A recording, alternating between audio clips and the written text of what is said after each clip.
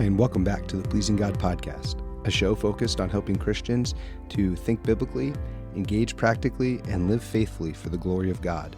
I'm your host, Jonathan Soul. And on this episode, I want us to think about the subject of leadership. What does biblical leadership look like? What are some examples or an example we see in the scriptures? How can we take the lessons that we have found and look at them practically and then kind of apply them in our own spheres of influence, our own context, our own areas of leadership in a way that glorifies God and does good to others? And so, even just bringing up the subject of leadership, there's countless books written, many good books written on practical leadership in the workplace, leadership in the home, leadership as a father, parenting, whatever it might be. And I want to kind of zoom out a little bit from that and give kind of general principles that could be applied to most, if not any, context of leadership. I know it'll vary kind of depending on exactly what your leadership looks like. You know, are you managing people? Are you over children? Whatever it might be. Is it volunteers? Is it in the church? Is it in the workplace? But I think there are some principles that we can see throughout the scriptures that give us insight into how to do this well, how to be a godly leader, how to be a biblical leader.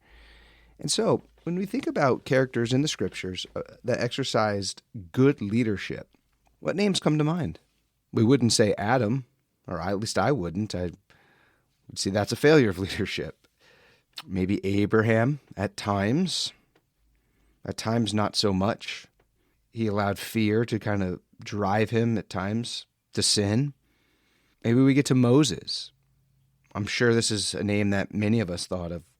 When I think of leadership, certainly Moses. But he had his struggles, but every leader has their struggles. Moses shows good leadership in that he takes advice from people. His father-in-law Jethro comes to him and says, "Man, your leadership's terrible. You don't know how to delegate. You need to fix this before you burn out." That's good leadership. That's a really good example there. But I want us to think about someone, I wouldn't say lesser known, but maybe doesn't get all the press that someone like Moses does. And that's Nehemiah. Nehemiah shows an excellent example of what leadership looks like. And he does it well. So who is Nehemiah? Well, Nehemiah lived around the 5th century BC, about middle of 5th century BC. And he was one that was in exile when the Jewish nation was overrun by Babylon in the 6th century. The people were taken into exile. Jeremiah had said 70 years in exile, you will go. This was the Lord's doing. And the first wave of exiles came back to Jerusalem under Cyrus the Persian. He freed them after destroying Babylon. And as the first wave come back, they find that Jerusalem's been destroyed, and they begin working on building a temple. That work is stalled with some difficulties. Some of the minor prophets kind of lean back in and say, "Hey, we need to finish building this temple." They rebuild the temple. Then Ezra the scribe comes as kind of the second wave of exiles in the middle of the 5th century BC and teaches the law. He's another one of great leadership. So he represents the second wave of exiles, and then a third wave of exiles return to Judah and Jerusalem, and this is when Nehemiah comes on the scene. And when Nehemiah comes on the scene, he realizes the walls are broken down. There are no walls. Jerusalem lies open, and he needs to rebuild the walls. So Nehemiah comes back to the city that has a rebuilt temple, but he knows that it's time to rebuild the walls. And he's got a tall task in front of him. There are people that are struggling. There are people that oppose him, that just don't like him. But he feels compelled to do what God has laid upon his heart. And then if we were to look at the life and ministry of Nehemiah's leadership, there are 6 things that I can see and identify that are principles for effective and healthy leadership, no matter where it is, whether it be in the local church, whether it be in the workplace, whether it be in the home. And the first thing is that prayer precedes action. In Nehemiah 1, he is given a report of the state of Jerusalem with no walls, and he is greatly troubled. He is told that the wall of Jerusalem is broken down and its gates are destroyed by fire. And the very next move that Nehemiah makes is not action, but prayer. As soon as I heard these words, I sat down, Nehemiah 1:4, and wept and mourned for days, and I continued fasting and praying before the God of heaven. And I said, O Lord God of heaven, the great and awesome God who keeps covenant and steadfast love with those who love him and keep his commandments, let your ear be attentive to and your eyes open to hear the prayer of your servant that I now pray before you, day and night, for the people of Israel, your servants, confessing their sins, and for the people of Israel, which we have sinned against you. Even I and my father's house have sinned. We have acted very corruptly against you, and have not kept the commandments, the statutes, the rules that you commanded your servant Moses. And he continues to go on from there. And he finishes, O Lord, let your ear be attentive to the prayer of your servant, and to the prayer of your servants who delight to fear your name, and give success to your servant today, and grant him mercy in the sight of this man. He was going to go to the king and basically ask permission to go to Judah. And so before he does anything, first principle of godly leadership, he prays. Prayer precedes action. But he doesn't just stay in his prayer, he then takes action. And that's the second principle we can see in Nehemiah, is that action is fueled by conviction. He goes to the king. He was the king's cupbearer. He goes to the king and requests that he could go back to Jerusalem, to Judah and Jerusalem, so that he may rebuild the city. Nehemiah's action to go to the king to request that he leave from the Persian rule and go back to Jerusalem is fueled by his conviction that he wants to see the city of Jerusalem, Zion, rebuilt. This is what God has placed upon his heart, and so this is what drives him to take a risk, to go before the king. His request could not have been granted. And so then Nehemiah, fueled by his conviction, returns to Jerusalem, inspects the walls, and sees that they are in terrible shape. And so he takes a courageous step. Here's a third principle of leadership, biblical leadership. Conviction drives courage. I would argue that the reason why we can struggle with being cowards isn't because we need more courage. It's because we need more conviction. We need to be convinced that the thing that we are doing, the area where we are leading, is the thing that God has placed upon us, and that we are doing it well, and that we are going to do it with all our might, and that we are more afraid to not do it than do it, whatever that task may be. Conviction drives courage. Lack of conviction will result in cowardice. With Nehemiah's conviction, he courageously begins the rebuilding of the wall. He begins to recruit, rebuild, to strengthen. Nehemiah was willing to take risks. Courageous people take risks. He risked failure. He risked setting out to do something that might not get accomplished. He believed it would. He believed God had placed it upon his heart. He had prayed and he prayed and he had prayed. And he wasn't doing it for his glory. No, he was doing it to restore Jerusalem. Here you have the second temple has been built, yet Jerusalem just lies open and vulnerable to the very next attack. He was consumed with the honor of God, the glory of God. And so this drove him to courageously take risks to begin the rebuilding of the wall. And this leads to the fourth principle of biblical leadership. Courage faces opposition. And this is exactly what happened with Nehemiah. As he begins the rebuilding of the wall, the nemesis of the book that bears his name, Sanballat. That's a great villain's name, by the way. Sanballat heard that we were rebuilding the wall. He was angry and greatly enraged, and he jeered at the Jews. And he said in the presence of his brothers and the army of Samaria, "What are these feeble Jews doing? Will they restore it for themselves? Will they sacrifice? Will they finish up in a day? Will they revive the stones out of the heaps of rubbish and burn ones at that?" Tobiah, who's the second villain, his henchman, the Ammonite, was beside him, and he said, "Yes, what they are building, if a fox goes up on it, he will break down their stone wall." So they're just making fun of these guys. They're from the north. They have no respect for what's happening. They're just in there laughing. They think it's a joke. And they begin to stall. And they begin to come in and show outright opposition to the work that Nehemiah has started. As the work on the wall progresses, the task that God had given Nehemiah to do, Sanballat and Tobiah, they become even more angry that progress is being made.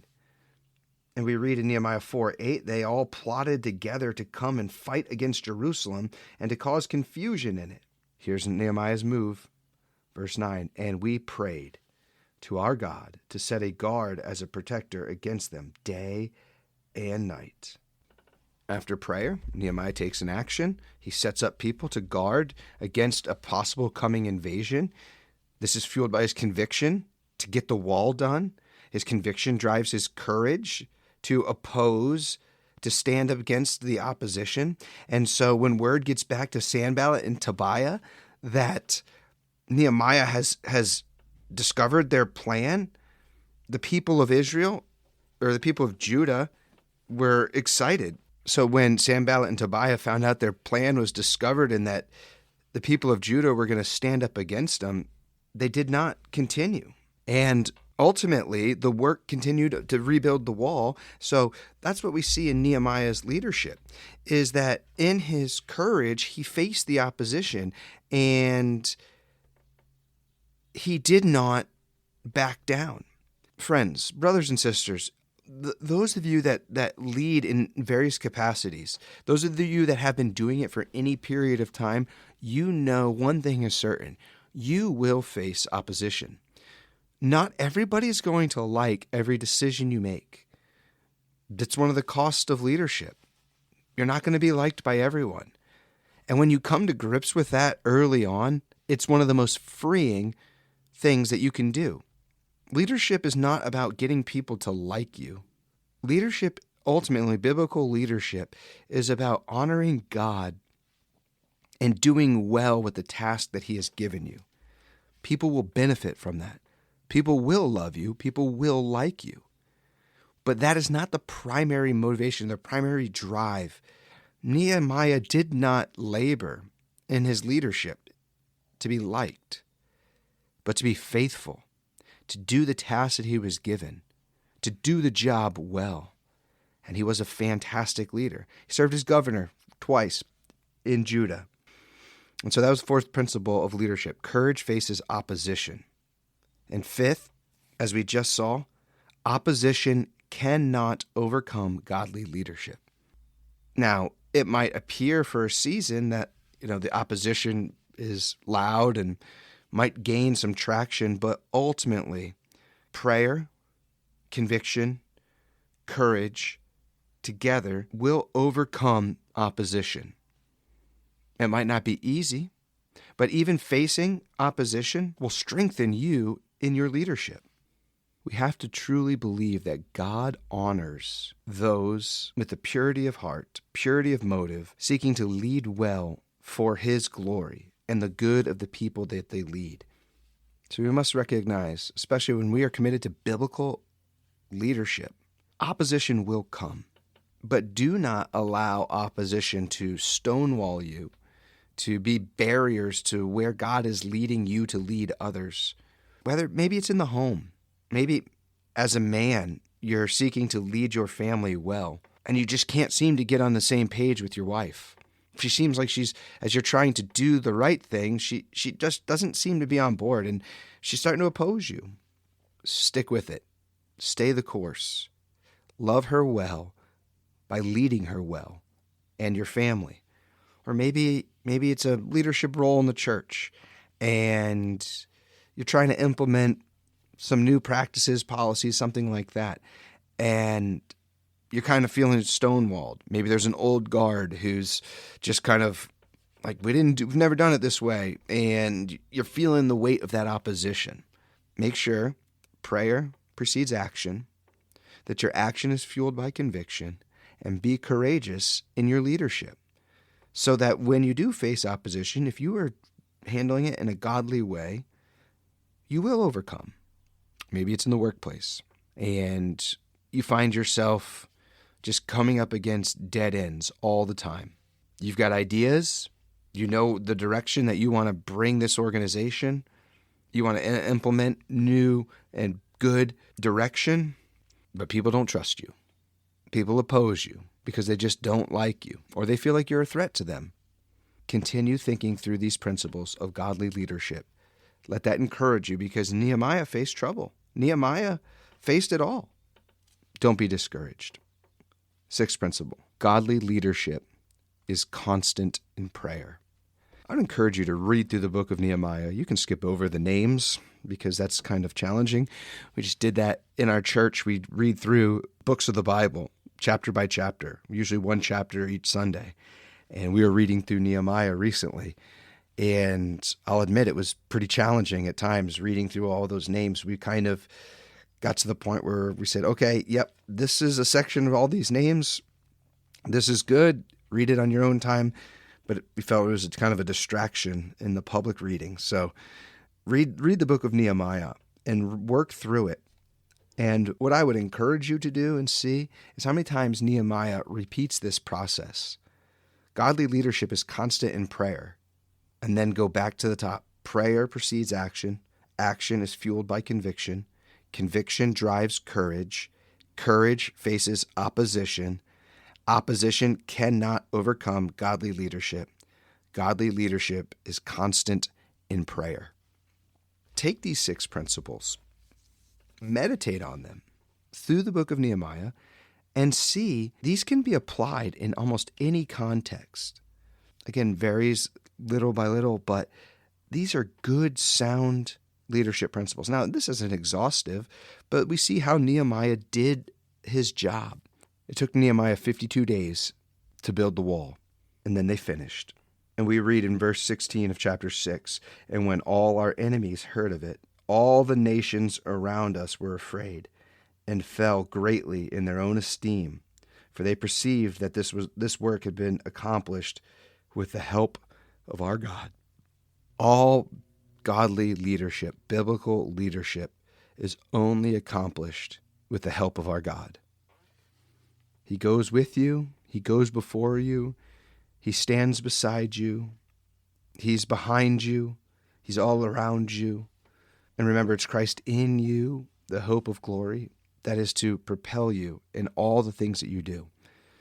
So this is Nehemiah. These are principles of biblical godly leadership. I hope thinking through these, you can find ways that these can apply directly into your life, into your leadership context, in such a way that it'll strengthen you. It'll strengthen those around you. You might be weak in one of them. You might struggle with conviction or facing opposition. No, I know nobody likes it, but it's necessary. Maybe you're one that gets right to the action and you need to pause a little bit, think and pray. Whatever it might be, find the principles that you can really lean into, maximize your strengths, minimize your weaknesses, and look to Nehemiah as a great example of what biblical godly leadership looks like. He gets the job done, and he does it well. I want to thank you for listening to the Pleasing God podcast. If you have any questions, I would love to hear from you. You can reach out at questions@pleasinggodpodcast.org. And remember, 1 Thessalonians 4:3, this is the will of God, your sanctification.